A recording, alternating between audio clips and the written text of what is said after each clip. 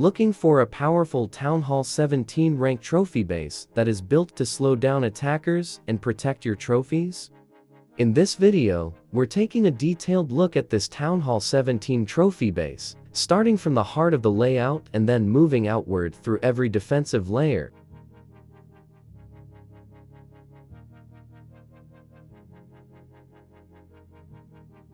At first glance, this base looks symmetrical and compact, but the real strength comes from how the compartments are connected, how the defenses are staggered, and how the attacker is forced to move through multiple dangerous areas. So stay until the end, because I'll also explain why the outer structure is just as important as the core when it comes to defending your trophies. Let's start right in the middle. The core of this layout is heavily compartmentalized, creating several small defensive zones around the central area. This makes it difficult for an attacking army to gain value from one push.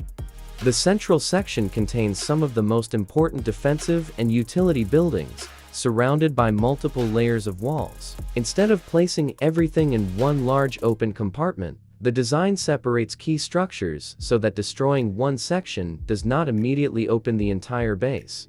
This is especially useful against attacks that depend on creating a strong path through the center. The compartments around the core also create awkward movement for troops. Ground armies can be redirected into separate sections, while ranged troops may be forced to spend more time clearing buildings before they can reach the important defenses.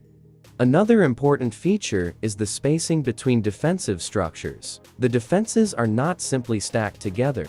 They are distributed across the core and inner ring, creating overlapping defensive coverage from multiple directions. That means an attacker cannot easily eliminate one group of defenses and expect the next section to become safe. The town hall and surrounding structures also sit behind several defensive layers, giving the base a strong central anchor. And this is where the layout becomes really interesting.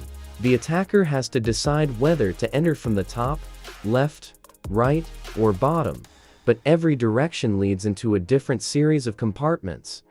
And before we move to the outer sections, make sure you save this base. The base link is available in the video description, so you can copy the layout directly and test it on your own Town Hall 17 account. Now let's continue from the core toward the outside and see how this base controls the attacker's entry points.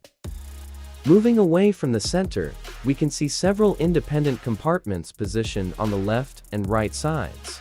These sections are designed to break up the attacking army instead of allowing it to travel freely from one side of the village to the other. Notice how the defensive buildings are distributed between these compartments. Some are positioned deeper inside, while others sit closer to the wall layers. This creates different levels of defensive pressure. An attacker may be able to destroy the first layer, but the next defenses are already waiting behind it. The left and right sides also contain important resource and support buildings, which help shape troop pathing. That matters because troops naturally follow the easiest available route. When the base provides multiple compartments and staggered buildings, the attacker can end up losing valuable time while the defenses continue firing. The lower middle section follows the same principle. Instead of creating one simple route toward the core, the walls form several connected pockets. This gives the base a maze-like structure where troops can be redirected away from high-value targets. For a trophy base, that structure is extremely important because the goal is not simply to survive damage. The goal is to make the attacker spend too many troops, too much time, and too much spell value just to reach the percentage and stars they need.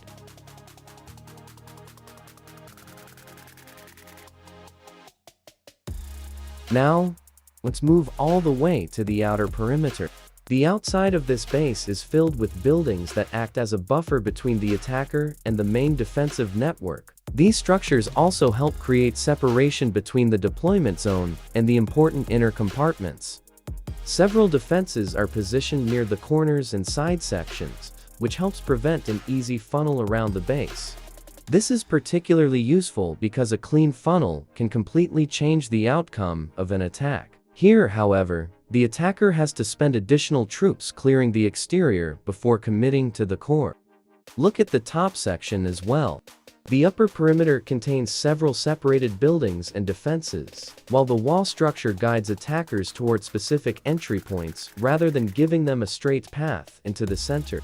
The same concept continues around the bottom. There are multiple buildings placed outside the main wall ring, forcing attackers to clear the perimeter before they can reach deeper defenses. These extra seconds may not seem important, but during a high-level attack, small delays can make a huge difference. Once the attacker reaches the core, they may already have lost troops, abilities, or spell value during the approach. Overall, this Town Hall 17 ranked trophy base is built around one major concept: layered defense through compartments and controlled pathing.